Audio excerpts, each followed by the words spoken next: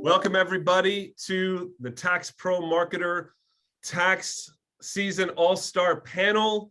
I actually have a screen that I want to share. This is going to be, by very nature, a lot more informal than most of the webinars that I've done, because I've got 5 amazing all-stars here. And as you heard us banter in the pre-room, we have a lot of fun together. I've known each of them in different capacities and spoken to all of them in different contexts, and been in the room with them. And I hand selected these folks as professionals who have a variety of different kinds of practices.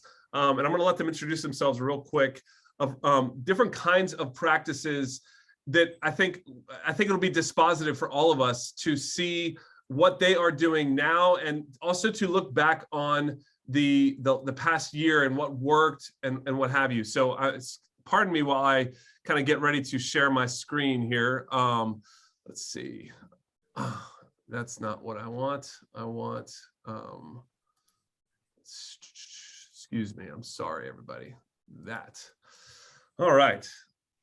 So I'm going to pull off the screen share in a minute so that you guys can see the very handsome faces of my panelists, because there's not a whole lot to put onto the screen. But this is the All-Star Panel. We are Tax Pro Marketer. I'm not going to spend a lot of time talking about that. This isn't really about us. I will say that if you want to talk to my team and also get a free online footprint audit, the URL is right there, Talk to TPM, and I'll put it in the chat at some point. But that is not the point of today. The point of today is for you to hear from these all-stars. And I want you all-stars to introduce yourselves real quick. Let's go in this order. So Andy, why don't you briefly, 1-minute introduction of what your business is like, and then one fun fact about you. Well, welcome everybody. Happy to be here. I'm Andy. Grew up in a family-owned and operated multi-location tax prep business, so pretty seasonal tax prep business in Southern California. Subsequently started up doing training of other independent tax professionals through Pronto Tax School. So do work with the offices, and then as well on the training side. And fun fact would be, I actually live currently in North Carolina and with our offices in California. So kind of been fortunate to navigate that and have a great team working for us in those offices. Yeah, so as I mentioned before, Andy Fry is by very definition a bi-coastal elite. So I haven't agreed to that, but I will, all right. I know what you mean. You'll answer to it. Craig. All right. I'm just excited that you spelled my last name right. Yeah. Most people can't get it, so I really appreciate that. Well, we are your marketing agency, so hopefully we do get that part right. Good deal. Yeah, my name is Craig Elgren. I'm a CPA. My practice is in Gilbert, Arizona. I've got a great team to support me. We consider ourselves a full service CPA firm. We do compilations. We'll do some reviews. We do a lot of tax returns and some bookkeeping. Just kind of a fun fact is about 8 years ago, my son joined the firm for a period of time, and when he came on, he said, "Dad, where's your website?" And I said, "I really don't know where it is. I just know that I have one." and so we found it is on page 5 of Google, and we started a very intense effort to improve where we were at. And over time, we moved up and got our reviews, and organically we're on usually number 1, 2, or 3 on the searches. So I'm pretty excited about the things that Nate has done. For us, we moved over the first part of this year, but every time we make a move to a new service, we've always increased our business, and it's great to be here and be able to associate with Nate and his team. Thank you, Craig. And Craig was telling before, about 65% of your revenue or so is from tax work, and the other 35% is a variety of other business services, I would imagine. Yeah, exactly. Okay. All right. Next, we've got Steve Padgetts. Thank you, Nate, and thank you for inviting me. My firm, Padgetts CPAs, is about an hour north of Seattle in a small town called Mount Vernon, Washington. Uh, my firm is kind of like Craig's. We do probably 60% tax. We do some attest work, mostly in the nonprofit arena for audits, reviews, that kind of thing. Really appreciate what you do for us, Nate. Probably talk about that more later. Fun fact, just to understand where I'm coming from, I'm an Air Force brat and a second generation CPA. So I've got some attitude. Well, not in comparison to our next contestant. When we're talking attitude, actually our next two contestants in particular, when we're talking attitude, I think Aurelia, who, and I mean that with the most affection possible. She is one of my team's favorite clients to work with. So Aurelia, why don't you, let me not say that that's not the case with any of these folks. Steve actually might be our team's favorite client. But depending on how each of you perform, today, it could, those rankings might shift. We'll see. It's a battle royale. That's right. Right. That's right. Aurelia. Okay, I'm Aurelia. I have a CPA firm in the Houston area. It's just north of the Woodlands and in between Conroe and the Woodlands. We do about 50% taxes and 50% business advisory services and bookkeeping. And we love all our clients now. It took a while to get to that part, but I've been with Nate for a very long time. I think I almost birthed it at the same time I started my business, and then he's helped grow my business to $500,000. So I really thank him for that. And then the fun fact about me is I decided that being a CPA and going through tax season was not enough. I decided to buy an auto repair shop as well. So Perfect. Nice. All all right. And last but certainly not least, Anthony. Good afternoon, everybody. I'm Anthony Mariello. I'm an enrolled agent, and we've got 6 locations. We started out humbly with 1. We grew it up to 6. And I like to think I'm somewhat of a magician or a rainmaker, I've been called. We started out with 100% tax work. And I've got to be honest, I see opportunity in every single engagement that I do. So much so that now the actual tax work we do is probably about 25% of our business, just because of these other opportunities that we uncover and find. And we'll get more into that later on. Fun fact, I guess that's it, man. We've been with Nate since he was a protege, and we followed him over, and has done wonders for helping us grow and assist our path. And tip my cap to you, Nate. Thank you, Anthony. All right, well, let's get some housekeeping stuff out of the way. This does qualify for CPE for CPAs in the house. Unfortunately, those of you who are EAs, because this is communications related content, the IRS does not recognize this as continuing education, but this is how we're doing it.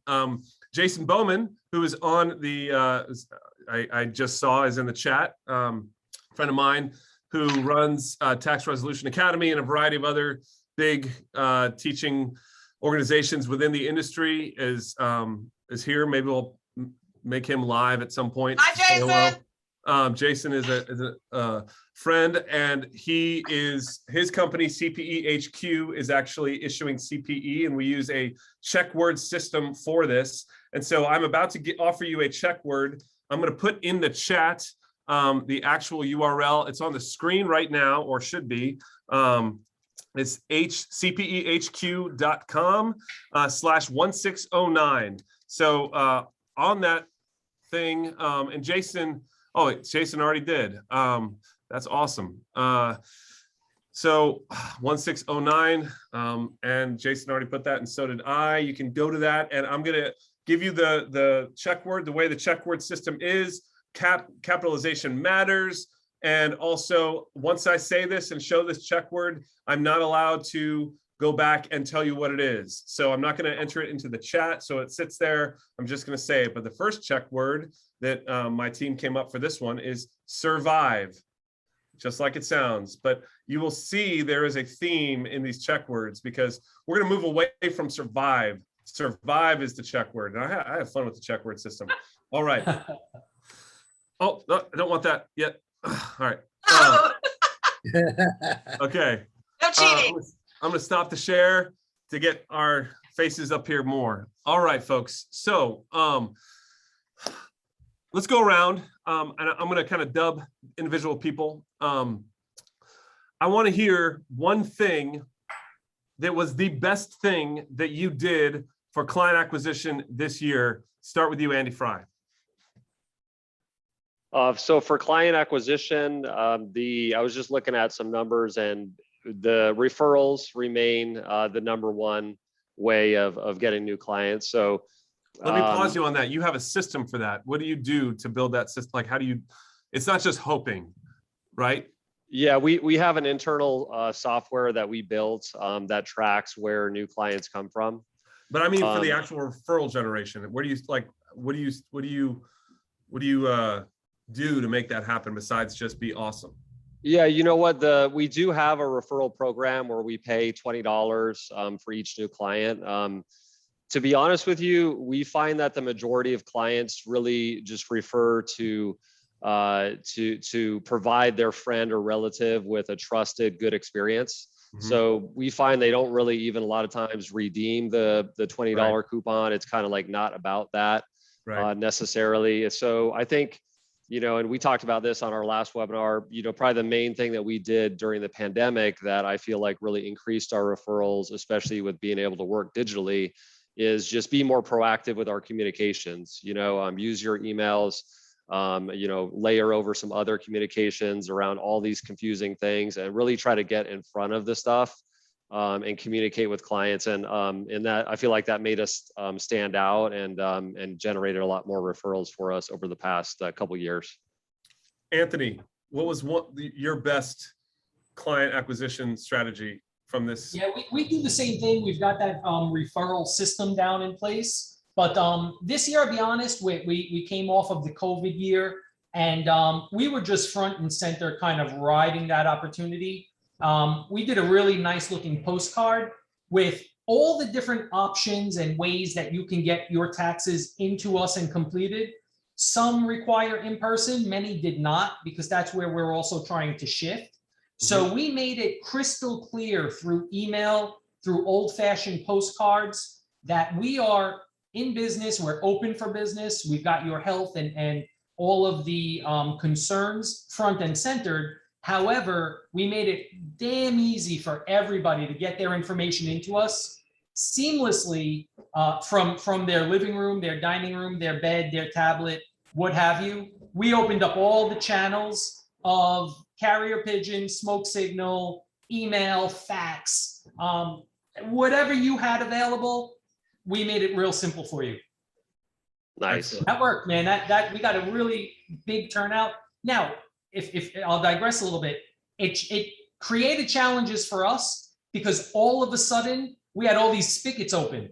So we got faxes coming in, we got emails coming in, we got a designated email box there, we've got the carrier pigeon, we've got the smoke signal, so really internally it posed some challenges, but we were overwhelmed with the actual success of the operation.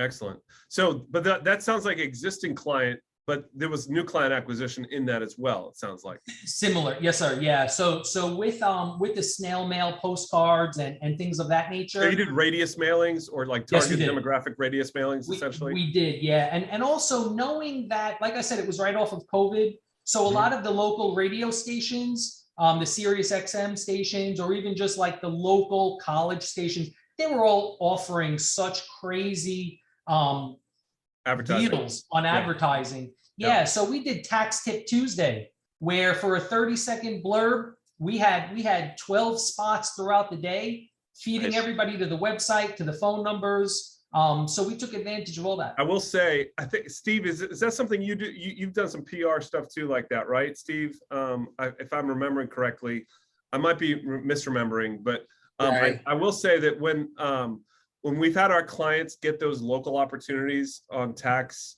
like Tax Tuesdays or something like that, and radio, people down talk radio all the time, but there's still great online marketing juice from the backlinks from that as well, but also just the authority positioning within your marketplace.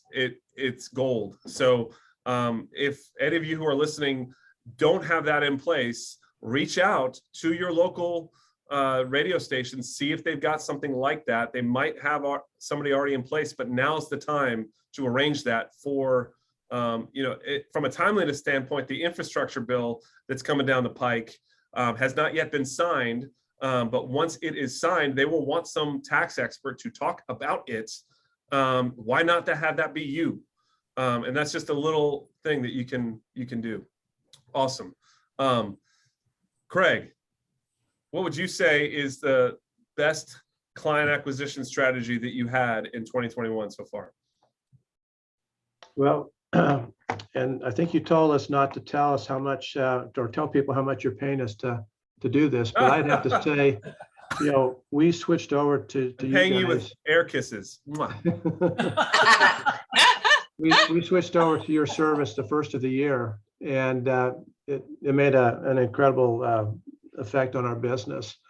I mean, fortunately, we've been in business for a long time, and so doing some of the same things as Anthony and Andy indicated. I mean, we communicated well with our clients. We opened up all these different methods that they could, bring their information in. We tried the carrier pigeons, but they became very messy. But so we had to do away with that, and the smoke signals. But Much poop. yeah, exactly. Yeah, but we really liked the web service that you guys offered for us. I was kind of shocked because I didn't really know exactly what I was getting into, because all of a sudden I'd start getting these emails from people indicating, what kind of CPA they were looking for. And as I'd look at their, where they were coming from and who they were, I had no idea who they were.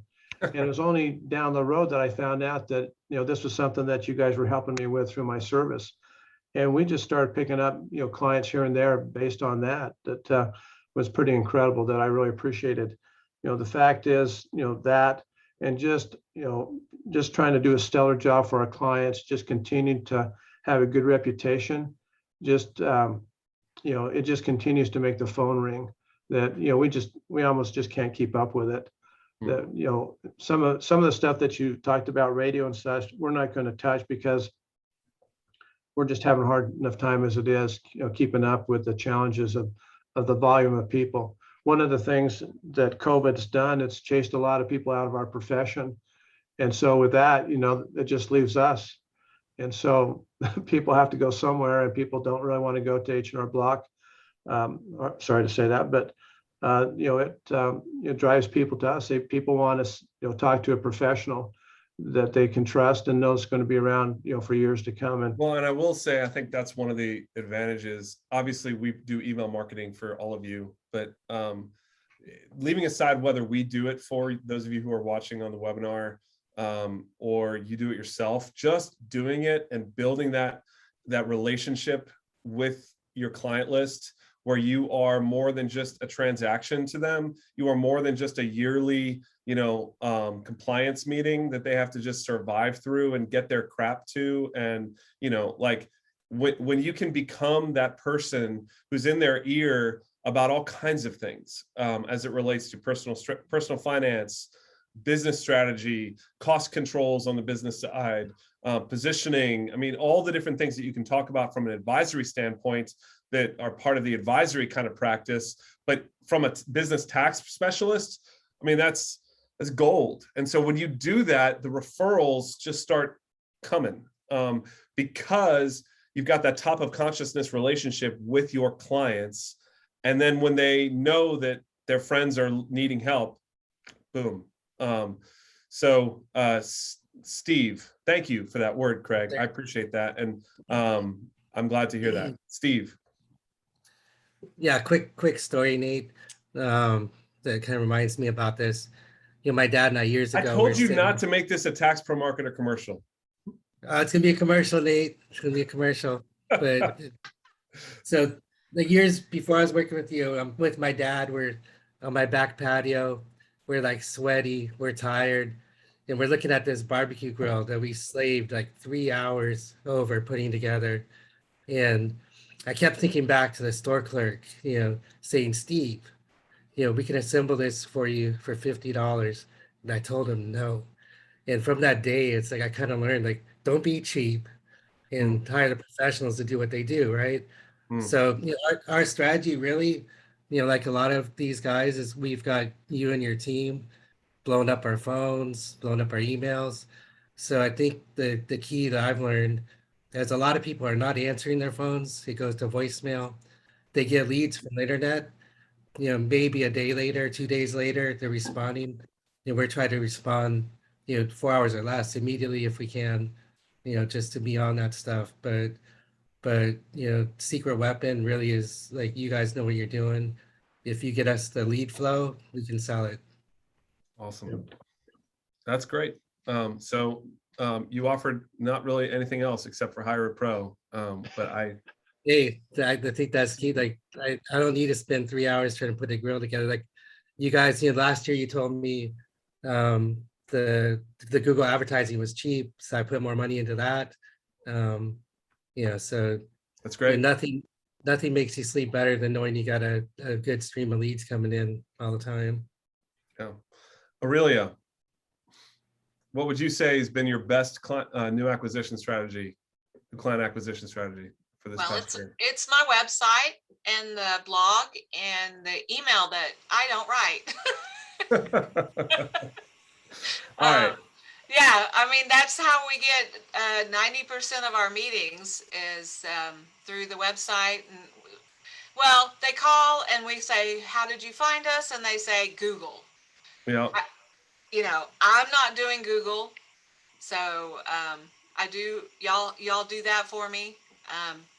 And the other thing, we pre-qualify people that we're meeting anyway. So we're only meeting with people who are really interested in it and are wanting to pay for a service. And let me kind of open the kimono for what we do on behalf of clients. And that's something we've shifted on this past year that I recommend everybody do, whether it's have us do or not. But we create this series of questions before people can get to the calendar. You'll notice if you go to talktotpm.com, we do the same for us because we want to make sure, number one, that we just know who we're talking to. But number two, there's a certain category of prospects or clients that we're just not a good fit for. And so we can offer, like, we can have a shorter conversation. We can know that going in or not even have a conversation, and we can set that for you. And so there's a software, there's a bunch of softwares that can do this for you. JotForm is one that we've used that works really well. And you can set conditional logic based on how people respond to questions. Now we're transitioning to a different software in the next few months that is going to have even more ninja-fied stuff for clients, but JotForm is a great one. You can set up conditional logic to take them to your calendar only if they answer certain questions properly, rather than just having an open calendar. And so especially as a lot of us in the industry are facing like an influx of, whether it's people asking questions, some of you, that's really like, you need that. Great. But one of the things we can do for our clients is like adjust those conditions so that they really are only talking to a certain type of client, and they can let the others, go hang. I mean, obviously not, but like send them somewhere else. I think that's so important, Nate. I mean, I don't want to cut you off, but yeah, more and more, I think as we get more mature in our practices, you realize the value of your time. Yep. And you respect your time more. So I become very stingy and hey, free first consultations or people. Because you have what, 4,000 clients, Anthony? We've got a little over 4,000 now. Yeah. And it's time consuming. So if somebody's just calling to pick your brain, or even with the existing clients, you want to be cordial and friendly, but it's got to be business oriented. So any kind of systems or softwares that you could leverage that, like you were saying, Steve, and I had the similar story, like cutting the grass, hey, you could pay a guy $50 to do that and do a tax return to make 1,000, or you could cut the grass yourself and save the $50 and lose 950, So I think, speaking to what you're saying, Nate, all of those systems are so phenomenal on many, many levels. Yep. Okay. So Aurelia, I think you sort of answered that. So I think we're transitioning well into a different kind of topic, but before we do, let me put up this second check word for CPE, so that everybody knows what that is. And again, you enter this in on the cpehq.com/1609. The word is adjust, because a lot of us have had to sort of adjust how we do things over the last 18 months. So the check word is adjust, and I'm going to stop sharing here. But that is, again, you put that in on that URL that is in the chat. You click on that URL and it'll get to the check word. And Jason, chat at me if I'm doing this wrong, but I'm pretty sure I'm doing it right. So, all right. But that does lend itself to the operational strategies that I'd like really to hear from you guys. I know, Andy, you've got a multi-location. Anthony, you've got a multi-location. Aurelia, Craig, and Steve, you guys have a, and don't write the check words in the chat, folks, okay? That's actually poo-poo. So sorry, Joseph, I don't mean to call you out, but that we're not supposed to do that if we're gonna be compliant. And I know we're a bunch of tax pros, we want to be compliant, right? All right, the link is CPEHQ1609. It's in the chat. All right. So operational strategies to manage this, okay? Andy, there's so much we can talk. You do have multiple webinars. In fact, I want to drop your URL. We'll put it in the chat later. But Andy runs something called the Pronto Tax School that has sort of bubbled up over the last few years, because he has developed such a reputation among the industry for like helping people find staff and helping people kind of nail down the operations of onboarding staff and kind of that whole thing. But his platform has expanded, and I do recommend everybody get on his list. In fact, I know that a certain number of you are only here because Andy emailed about it. So Andy, I know it's a big topic, but what would you say, like you've talked to a lot of tax pros, so what would you say is like a real high point of leverage that people could kind of begin to implement now, mid-November, that can be in place by the end of January, that's going to make the biggest difference in like the smoothness of their season?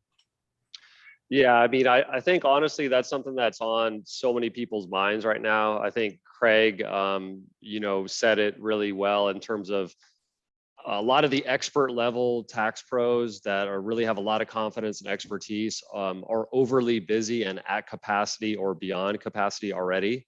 So we're seeing a lot of challenges related to lifestyle, health, work-life balance, whatever, however you phrase that, all those kind of things. So I think for us, like what I really want to look at for this upcoming tax season, which we're one of the few companies, I think, in our space where we have a really good kind of younger generation of tax pro that is in our company, including like a lot of bilingual younger women that are like some of our top employees, and even again, 4 offices in the LA-ish area. Is that right? And just, I mean, women are so incredible at helping with tax issues. Like there's so many great women preparers, and so just like really providing an actual career pathway for people. I think the problem right now with a lot of people that are over capacity is that we feel like we have to slow down and like waste our time to bring in somebody and develop them. And that is a kind of like, that's a hard basis of having a good relationship with your employees, right? Because if people feel you, that's how you show that you are investing in them, that time that you spend with them, showing them, hey, this is where you're at now. This is kind of what the next step will look like. So I just think like, just for, if you want to be going to that next point, you have to have a team and other people involved. I mean, there's just that's just the way to do it, because those clients, need that personal touch, or else they'll find another solution that provides it, right? So the people have to be servicing those clients that can't be you if you're at capacity. But how do you find those new good people? How do you find people that maybe are currently self-employed that would like to also work with you, or maybe are ready to not be self-employed? But I think just like getting in the headspace of, beyond just like, I need help, it's like, what kind of real opportunity, career opportunity am I going to provide to this person that's coming into my organization? And I think when people perceive that, oh, you actually care about, like, if I can pick up my daughter from school, you're listening to like what's important to me about building up my marriage, or whatever that life, part of it is. People start to feel that from your organization. I feel like they want to be there and be helping you and be helping clients. I think that is so important right now. We think that staff retention, and I'm going to have a whole webinar on this at some point, because it's something that I've got employees that have been with me for over a decade, and a lot of you interact with my team, so Yep. the quality. And I feel like, in fact, we're starting to be asked to speak in agency groups about the culture that we've created here, because I've seen early the importance of this. I just want to magnify what you say. The benefits that you provide to your team, it's not about the actually suite of benefit packages or like the matching 401k or what have you. It's treating them like a real person. It's like not seeing them as a cog in your machine, but actually like seeing that work and work life are together. And so that being the case, sometimes life, quote unquote, family stuff will interfere with work. Work obviously always almost interferes with family, but you've got to give that flexibility to your team, and you've got to treat them with the dignity of like letting them take a personal day, or even suggesting that they take a personal day. We do some really radical things when it comes to time off here at Tax Pro Marketer that I don't really share publicly very often, but we do an enforced paid week off every 8 weeks for my team. So we give them paid week off every 8 weeks. So they're never further out than 7 weeks from a vacation, paid vacation. Total of 6.5 weeks off, which is a lot.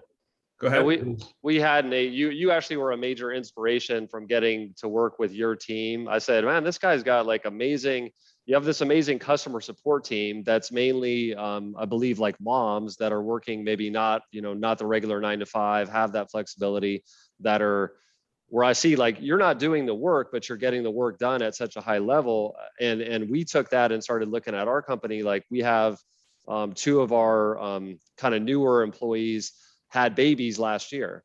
So it's like, how do we set up a situation where you get tons of quality time with your new baby? I mean, what could be more important than that? I mean, that's what we see with this whole pandemic thing, right? Is like those years are so small. So like if you have an employer that's actually like, we have to make this a priority for you to get that quality time with your baby while also not losing this career momentum that you have. And people just kind of pick that up, that you actually care about them. Yep. It's like, we can figure out the rest from there, Right. But at least we have some basis of rapport and like we have this amazing advantage because we're small business guys, right? Like, and gals. So like sorry. I say guys, gender, No worries. but you know what I mean. Okay. I'm from DC area. It was just, it's, hey guys, anyway, I live in Kansas City though. Shut up, Nate. We have this great advantage that we're small businesses, and we should lean into that and not become over corporatized with our policies and procedures related to time off, benefits, all that stuff. Yes, give them the things, but do that, like create that environment that engenders loyalty. And we've got to be thinking in those terms. It's not about the money. It's not about the rate that you pay them. Obviously, you got to pay them well, enough for your market area, what they need, what have you, do all the HR compliant things. But it's really about the attitude of how you treat your team. And I know a lot of CPA tax practitioner types, we have to stretch ourselves into that because we are so compliance focused. And I'm just wanting to push people on this area and amplify this, because I think this really is the ninja hack, is your culture. The operational strategy of being able to hire and treat people well, that's the ninja hack. And there's lots of little subtleties that go into that, but you've got to lean into that. I see you kind of nodding your head a lot, Anthony. So that's something you've had to lean into. Anything you'd want to amplify about what Andy said? Without a doubt, and I think people are your best assets, and you either look at your employees as an expense on your profit and loss or an asset on your balance sheet. And Mhm. they are all their leverage, and I think one of the things that we learned this year is I'm the bottleneck. Me thinking or hearing this client only wants to see you. They only want to talk to you. They only want to see you. I realized I was what was keeping my company small. And once I kind of took that step back and felt like, let me take on the role of CEO rather than I'm the accountant, I'm flipping the hamburgers, making the patties, putting the cheese on. Once I removed myself from that and realized I need to surround myself not only with people, but the right people who have a culture similar to what, and we idolize what you do, Nate. The interactions between me and your team, I spread to my team saying, guys, this is what we should aspire to. Whoever it is that we've dealt with, not only are they solving my problem, but they're proactively thinking about another one that I might have and have solved that one for me as well. This is what we need to do for these clients because, you said it earlier, that client might be one of 4,000 times we're going to say it, but it's the first time they're coming to us with that problem. Amen. So we've got to sincerely address that, make sure that they are comfortable and confident. So I think, and it took me a while to figure this out, and it ties back into what you said, Steve, earlier. I don't have to cut the grass. I don't have to put the grill together. I don't have to do this to be able to accomplish what I want to accomplish in my head. So important are the people. Rob asked a good question, and I'll throw it to any of you guys. Aurelia, Steve, Craig, you guys haven't jumped in yet on this question, but at what income level do I start to consider adding staff? He wanted to know. I have an answer, but I'd love to hear what Steve, you and you might say, Steve or Craig or any of you. Okay. Steve, why don't you start off? What the word that Anthony said that kind of hit me is bottleneck. So I kind of think when you start to get at that point where two things, you're spending too much time doing things you could have other people do, and then you're also getting in the middle of everything. So I think the big word he says, holding your company back. There's a point where you're just not gonna get any further if it all has to pass through you. So I think those are big things. One thing we've done is I've tried to think communication is important, not only with clients, but between team members, and then empowering your front of your house. So whoever's answering the phones, we have it to where, they have the power to find out what's happening, say with the tax return, what information do we need, when would it be done, and to alert the preparation team if, say, hey, there's a priority, or here's information back, so everybody's kind of on the same page. So I think that whenever we've had problems, it's usually lack of communication or poor communication, either with clients or between team members. So keeping that top of mind. But yeah, when to hire people, when you're the bottleneck and when you're spending too much time doing stuff that other people could handle for you. Aurelia, any thoughts, or Craig? I agree with, you got to look at yourself as a bottleneck, but you should do a time study of your time. And if you're spending more time doing admin stuff, that's low dollars work, and you can make more money by doing the high dollar work and paying somebody to do the low dollar work. So I hired my first employee and I was at like maybe $75,000 in income. I started with a part-timer, actually started with one of my clients. She had a tanning salon and she was able to answer my phones and schedule my appointments. So, and that was probably more than, I was just starting out then. So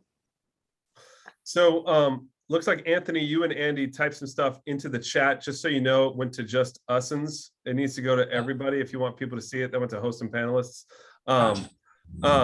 I like even Andy being a little salty in there, but only we got to see it. Andy, why don't you read and expand upon what, you just wrote it. Okay, so I'm gonna let you not talk because I want to hear from Craig on this topic. Yeah, I was kind of enjoying some of the discussion there, and I just have to agree with everybody. I mean, there's something that Dandy brought up that I guess I'm a little biased, that maybe kind of like Andy is that I really like to have women working for me, and there's just something special about women that they can do. And one of the things that I've done is, and my team is just so incredible, and I just value them so highly. And I look at every single one of them as a diamond in the rough, and I have to treat them that way. And they're not perfect. And I tell everybody in our firm, I said, we're not perfect. And the first thing we need to do is we need to admit when we make a mistake, and then we just correct it. But nobody's going to get fired because they make a mistake. One of the things I do is I really try to accentuate the qualities that they have. If they do something good, I go out of my way to make sure that they understand that.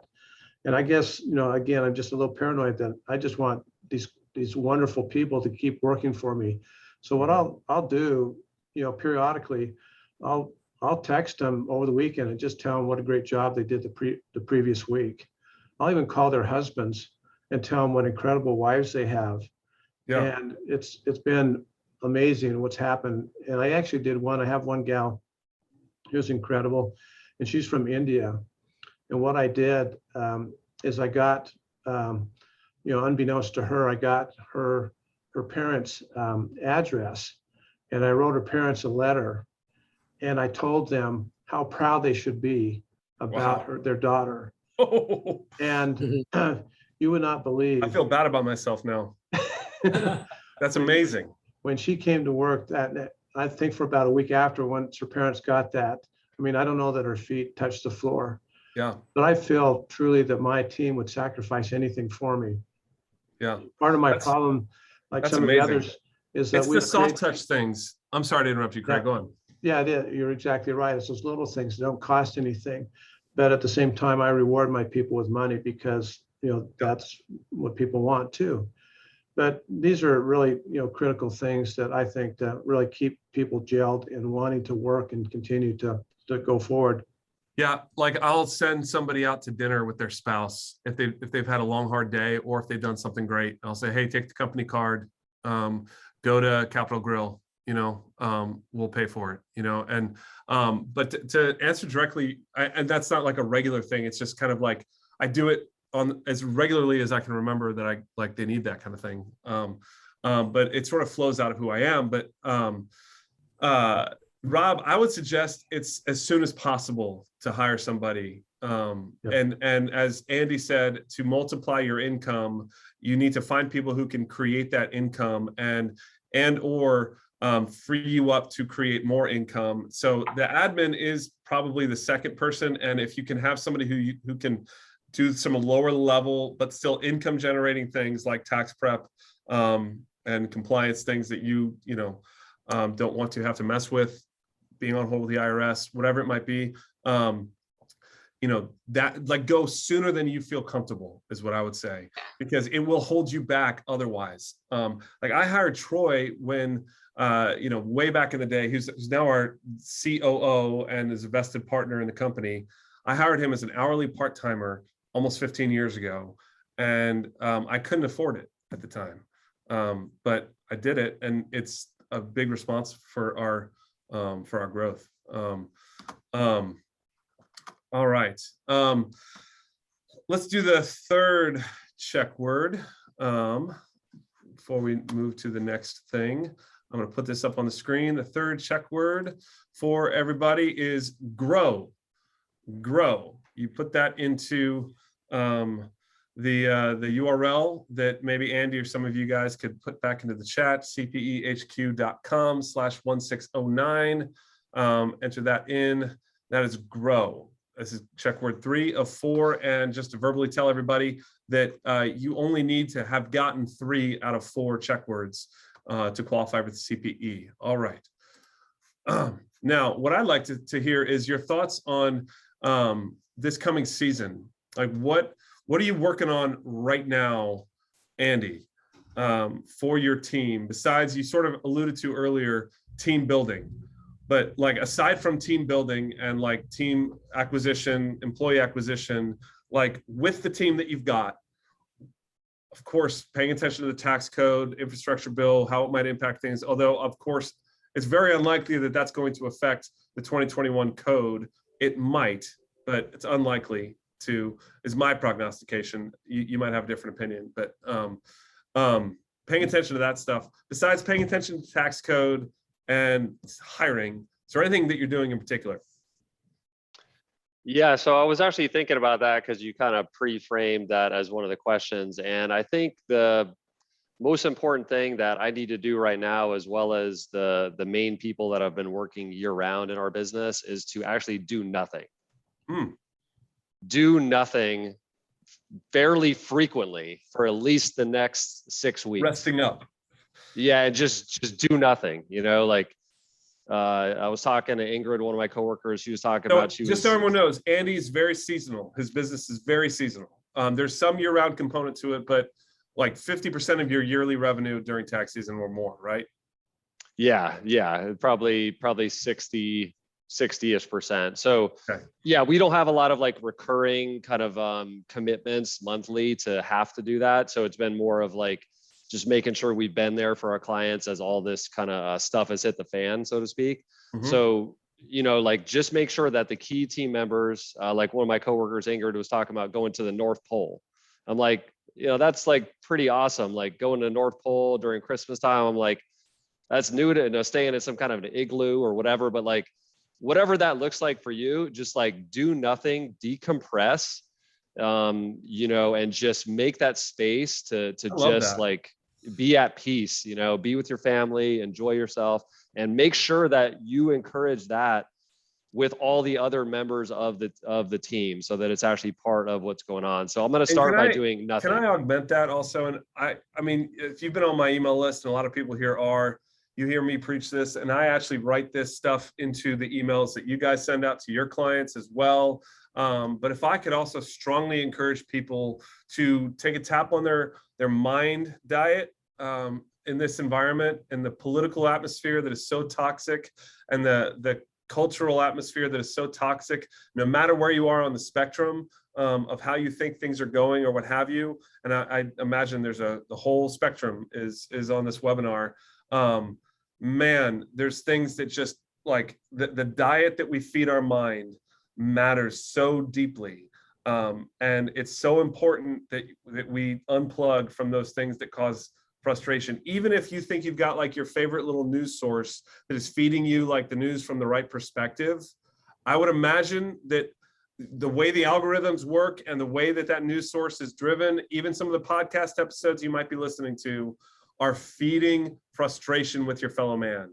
And may I suggest taking a tap on that and getting right. It's rant over. Okay, what are you doing to prepare for this coming year, Anthony, this coming tax season? So we are already on a blitz. So we had the opportunity, I sat as treasurer for somebody running for mayor of New York City, borough president of Staten Island, and Brooklyn public advocate. So with these opportunities came tens of thousands of people contributing to the campaign. And being again, like you said, Nate, you know, you don't want to necessarily side with one or the other. You remain neutral in Switzerland. But knowing that tens of thousands of contributions came in, to get on a postcard shoulder to shoulder with these candidates and say, hey, you trusted Mr. So-and-so to be mayor of New York City. Mr. So-and-so trusted my firm to be his treasurer and do the accounting with the campaign finance board. We welcome you with open arms. So I saw this as such an opportunity. I would say that works. Yeah. Proximity is power there. But again, if you think about it mathematically, you know, let's call it 10,000, a source of 10,000 new names for us. Advertising and printing and postcards and email, but there's a big expense, you know, and I mean, you know it, Nate, this is your world. I could send out one postcard to all 10,000 of those people and sit back and wait. Chances are it's going to take those people 2 to 3 to 7 times to see my postcard. Now you're talking about 70,000 pieces of mail, you know. But again, in my mind, I'm thinking it is somewhat a captive audience. and it comes from a trusted level, that might be money well worth spending. So we're throwing some resources now until the end of the year on fine tuning that, in addition to being audited by the city finance, which is expected. It's not like an IRS audit, you know? But that's what we're going to be doing, man. So it's a little bit outside of what we'd normally be doing. But like I said, I saw this as an opportunity we just couldn't pass up. I love it. I love it. I'm glad somebody's just helping solve New York's or New Jersey's problems. So. Well, I didn't say that, but thank you, So Craig, more of a classic year-round firm. Gilbert is a pretty like tech-forward, suburb of Phoenix. So you've got a lot of tech company types around there and a wide variety. What are you guys doing right now to prepare for busy season? We're trying to hire more administrative staff for one thing, and then we're just working on our processes. Our deal is we want to be as efficient as possible, because the more we're efficient, then the more capacity we have. And then at the same time, we're trying to focus also on, bringing in the right clientele. We don't need or don't really want the $150 tax return. We want, the $450 tax returns are much, much higher than that. So we're trying to, focus on those things that can, maybe help slow us down, but, give us the right clientele that we want.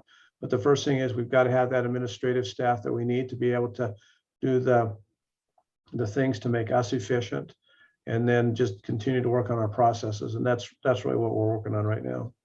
May I interject? And also, there's lots of conversation about this, and Andy, you and I have gone back and forth on this.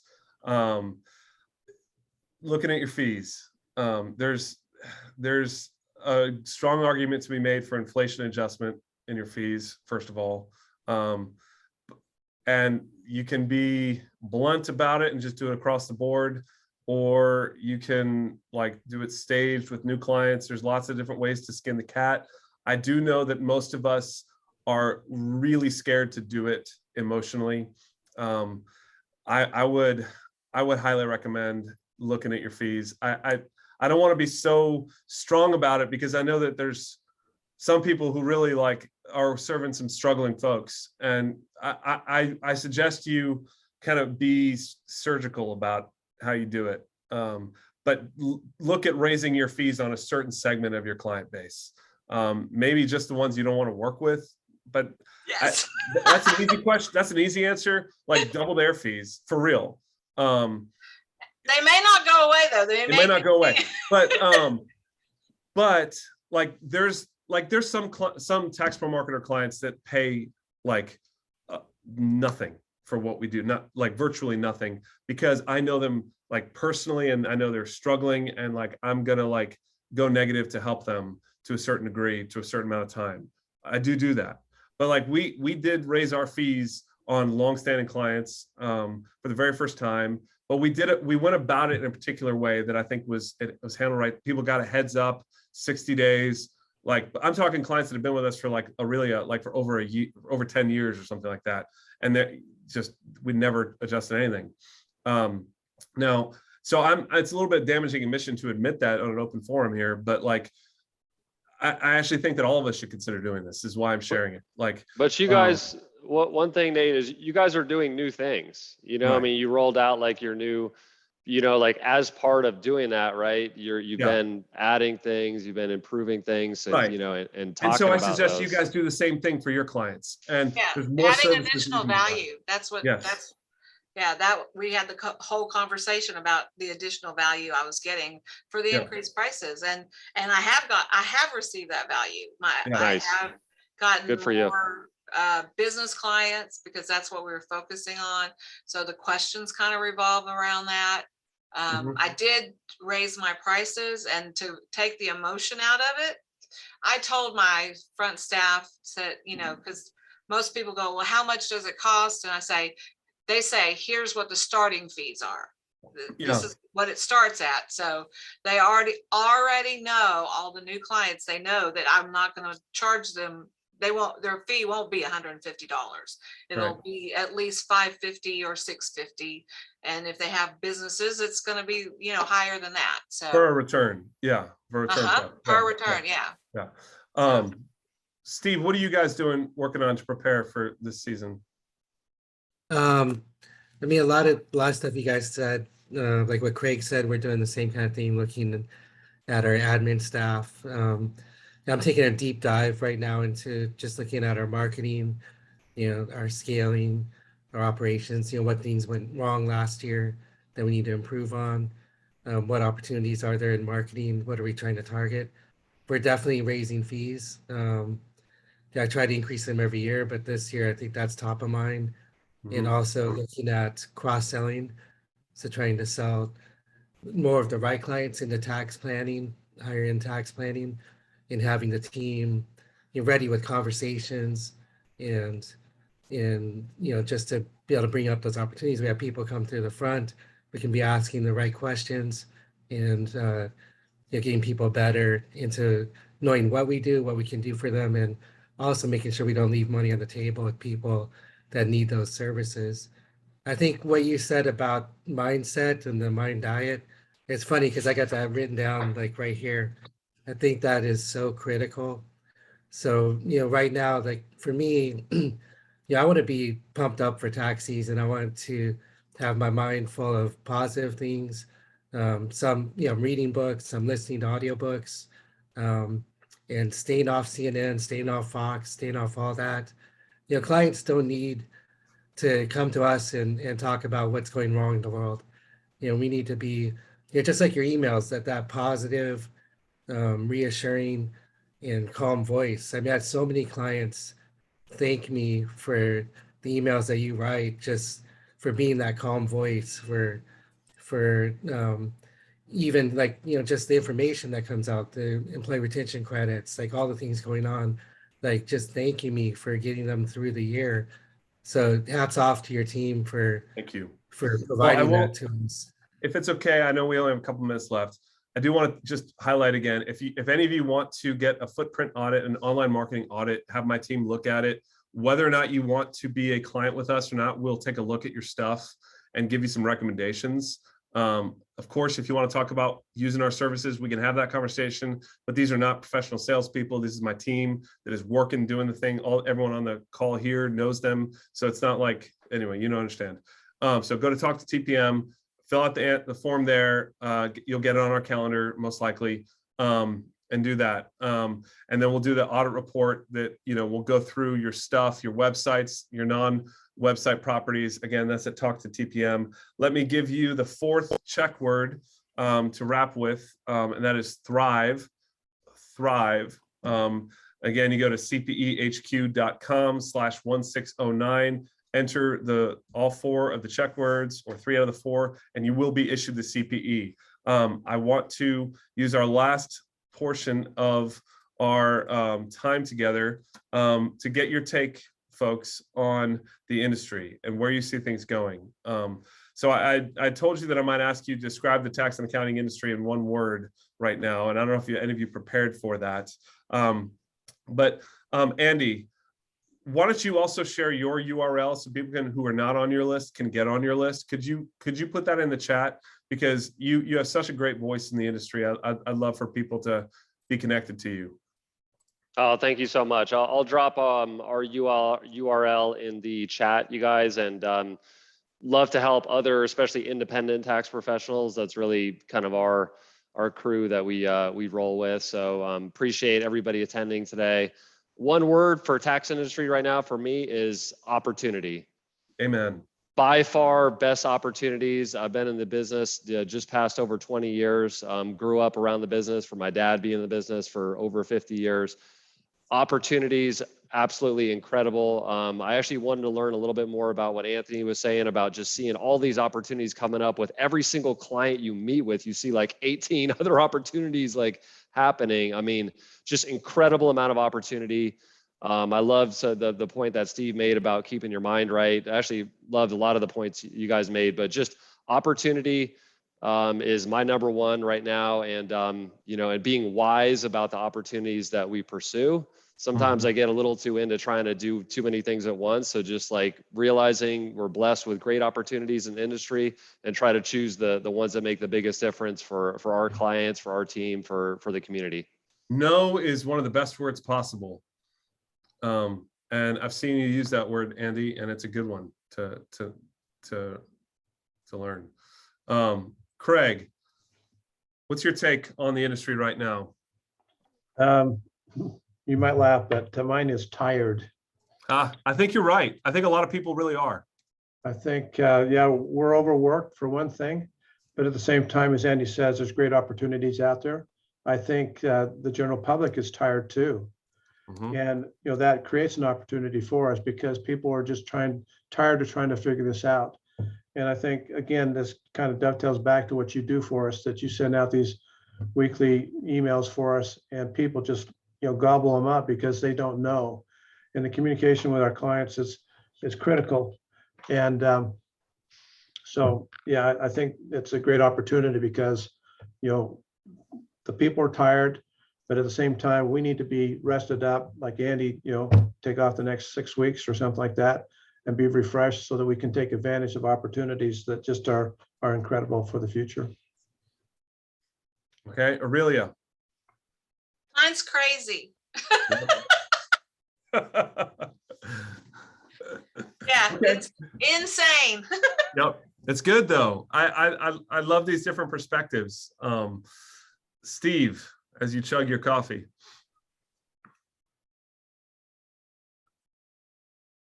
Let me unmute there. Sorry about that. What I wrote down was burnt out. I think the industry's burnt out. I've heard from more people, asking like, "Hey, are you guys taking clients?" My accountant won't call me back. Like, yeah, even I've never even met my old CPA in person. So, but I think the flip side of that, it's huge opportunity. So if you figure out one to be a different kind of voice and to be a more positive force, figure out like they're saying what you are going to say yes to, because you can't do everything for everybody. It's probably one of the greatest times in this business ever. So I think that's where you get your mind right, get ready. It's all going to happen fast for tax season. Be ready for it. It's a great time to not be one of the burned out and people, you know what I mean? Yeah, Marianne Lindsay, who's an old friend of mine, longtime client, also said, she got back a week from the Colorado mountains and she lives in Southern Cal. So it was like a different kind of environment in a lot of different ways. Yeah, I think Colorado, Utah, I can make a plug for Utah and the Park City area. If you want to just get on an easy flight that's just a one stop Delta direct to Salt Lake City and then a 30-minute drive into the incredible mountains. Now's a great time for it before the snow hits. My wife and I did that a couple months ago and it was so I just recommend getting where your air is cleared now, rest up, and don't what do they say? When blood's on the street, buy property, right? We can do that in a real kind of clear way. Jason says something, but I didn't ask him, so we're not gonna augment Jason Bowman, who's my good friend. I'm just kidding. No, he actually has a great answer, but I don't want to read that out to everybody. But use this opportunity because blood is on the street, so to speak, right? Blood is on the street. Buy property, i.e. build your practice, and you're looking to exit at some point, or pass it along to a family member or what have you. Use this chance now to grow, because it is opportunity everywhere. Burned out colleagues will give you amazing clients because they're tired, because they have not figured out how to hire, because they have not figured out how to say no, because they have not figured out how to not do everything in their practice, and they still are holding tightly to everything. And if that's you, let's let's talk. Get on the phone with my team. We walk people through this stuff if you like. But if that's you, do what it takes to let go of the stuff that's burning you out. And just let me be the little voice that's giving you permission to drop stuff and to not say yes to that $1,000 a month opportunity when you've got a $10,000 a month opportunity, right? To not say yes to the being on the board of that nonprofit that you like, but you know, it might feel good, but then you know that because you're on the board and you're a CPA, they're going to make you do all the finances and all the things. And like, you can say no to those things, folks. You can sow into your family, into your marriage, if you've got one, you know, like you can do those things because that's what's going to, like, you need to see this as like a unique opportunity time in our industry. And where everyone's shouting about AI taking everything over, frankly, I think people like you, people like the folks on this call, that's where everybody's gonna like magnetize towards people who care, people who will treat them like a person, and they're not just going to be a software data point. That's your advantage. So lean into that. That's what I'd say. Nate, you had almost skipped me, but almost like the match game or the newlywed game, I wrote down chaos and confusion. So those were my words. I think that matched much of the panel here. Similar, I think this tax season and even last tax season with the advanced tax credits and the recovery rebate credits, and people still didn't get their refunds, and it's because the credit was wrong. And I think there's so much confusion that there's more reliance upon us as professionals than ever before. So it's definitely time to capitalize on that. So start a retainer program, you know, that if you don't have one in place already, start one where with different levels of access to you and your team. Start a private client group, start something that like monetizes what you're already giving away to your folks. So Jason, just he wrote something, said the perfect time to change the type of clientele that you serve is right now. Move up market to higher value clients, consumer higher value services, not just pure compliance. Heck yes. Guys, Jason Bowman is doing awesome stuff. Yeah, Steve, chatted to him. You know, you're just so everyone knows, you will be on the CPE HQ list, and you'll have an opportunity to join Jason Bowman's list. And I think he's awesome. So I think you'll enjoy that, but you can always unsubscribe if you want, like the keys are in your hand. But he did put out a great email just the other day about the real estate stuff that's available right now and specializing their advisory services for the real estate niche. There's so much opportunity right now, guys. Aurelia just wrote something that was really smart, charging for the initial consultation. And yeah, using that as a fee against ongoing fees. I mean, this is awesome. Guys, the opportunity is available. It's up to you to do the steps to take it, whether that's having us kind of take some of the heavy lifting from a marketing standpoint off your plate so you can be the rainmaker, or whether it's hiring somebody that can do a lot of that stuff for you, or, you know, initial meetings with clients so you don't have to be the one. You can just come in as the cool specialist expert, like, you know, with the specialist positioning. You've got a staff member who does like the GP, general practitioner things, and you're the real specialist ninja. That's a great positioning that you can create within your practice, that I think probably all of these folks have already, that you should consider. Andy doesn't really meet with clients. Andy's whole job really is dealing with his staff, right? I mean, you don't do a lot of compliance work directly, do you? Do you prepare tax returns, Andy? I still help some clients directly, but quite limited. It's mainly supporting other team, recruiting new team, and just making sure everybody on the team feels confident sitting down with clients and feeling like they can give the best service possible. That's going to be your highest point of leverage as a practice owner, guys, is seeing yourself in that role. All right, folks. Well, any final words from you before we kind of head it off? I'd like to give each of you guys kind of a final word. Start with my view. I see you, Steve. Why don't you kick us off with a final word to your fellow practitioners? Sure. No, thank you everybody for joining. I think it's great when we can all get together and share ideas and do this. I think it's important. I appreciate you, Nate, and your team and what you do, and appreciate everybody on this panel. So thank you. Craig. Yeah, same. Thanks for letting me be part of this. And I just say, just be patient, just work hard and it'll come. Amen. Andy. Yeah, thanks to all the panelists, all the attendees. Thank you, Nate, for hosting. I think just making sure that we're around positive people that want the best for you. In our line of work, sometimes we can get really dragged down by, different negative interactions. Yeah, just make sure you're around positive people that, want to see you do well. So I appreciate Nate for providing that type of environment. Thank you. Anthony, I'm going to give you the last word. So Aurelia. Yeah, thank you for having us on the panel and thank all the people for showing up. Nate does such a wonderful job.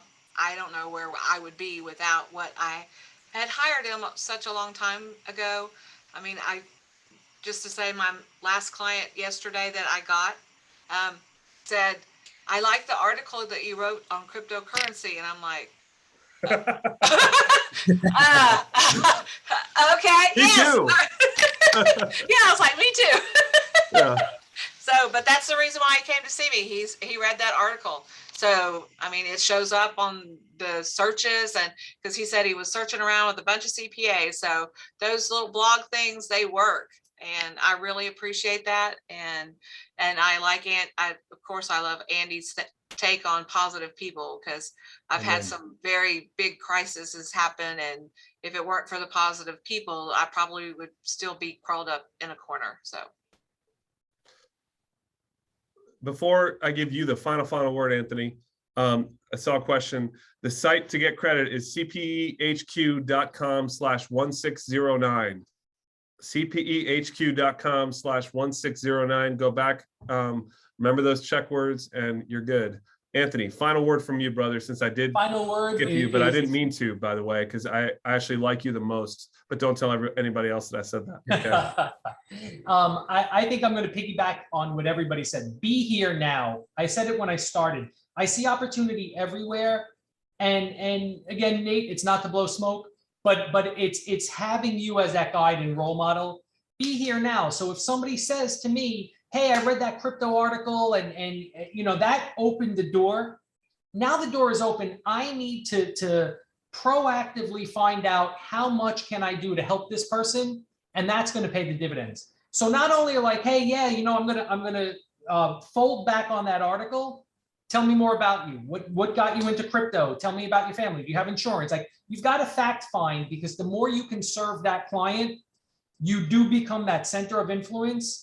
And working that along with those sequential emails you sent out, you become that go-to person. So you really want to make that work for you. All of those sequential, Nate, you pour a ton of yourself and your staff's time and energies into those emails. They're chock full of life advice that it's easy to skim over, that we really become that go-to. So now that you're front and center, you got to walk the walk. So look for every single opportunity, every email, follow up, and we have a system of just following up. Hey, you know what? Did that make sense? We spoke on the phone. You have any other follow-up questions? You'd be amazed. Nate, just this week, somebody said, hey, I thought I was off your email list. I've been getting these emails, and they came back to us from 2017. Wow. So you got to be here now. You got to be in the presence. And I think that'll pay off for you. Amen. Well, thanks, everybody. This was really fun. Thanks, guys. I enjoyed 4 out of 5 of you greatly. I'm just kidding. Y'all are wonderful. Thank you all very much. Pleasure to meet everybody. Thank you We'll so do much. this again, maybe before the end of the year. We'll see. I think I'm getting a lot of good feedback already. So this was really fun. So thanks, All guys. right. Thank you. Have a Thank great, you. then thank the veterans for serving. Amen. Thank you, Yes. veterans. Amen. Thank you. You're welcome. Bye.